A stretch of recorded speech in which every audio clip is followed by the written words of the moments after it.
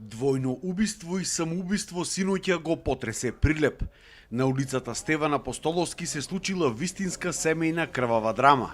Сега починатиот 43 годишен ПЧ, заедно со неговиот 11 годишен малолетен син, биле нагости кај неговиот 63 годишен вујко Пђ, кој од засега непознати причини ги убил, а потоа и сам си пресудил. Според СВР Битола, супругата на сега починатиот ПЧ, околу 21 часот и 20 минути, пријавила во полиција дека од домот се оддалечиле незиниот сопруг и син и дека не може да ги контактира повеќе часови. Искажала сомнеш дека можно било тие да се наоѓаат во куќата на нивниот роднина. Кога полицијата заминала да провери што се случува таму, започнала вооружена престметка. Од страна на полициски службеници била извршена проверка во домот на Пѓ, но никој не ја отварал вратата. По наредба од јавен обвинител, полициските службеници со употреба на сила ја отвориле вратата и кога влегле во куќата, едно лице фрлило бомба кон нив, која почнала да чади, но не експлодирала.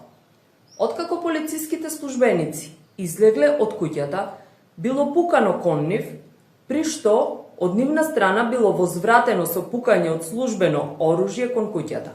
Поради лошата безбедносна ситуација и поради тоа што и покрај обидите да го разубедат да влезат внатре, Пѓ продолжил со заканите, на помош биле повикани припадници на специјалната единица Тигар, кои што со хеликоптер пристигнаа во Прилеп и околу 1 часот по полноќ влегоа во куќата, каде што пронашле 3 безживотни тела. Најверојатно осомничениот се самоубил во моментот кога припадниците на тигрите се обидувале да влезат во куќата.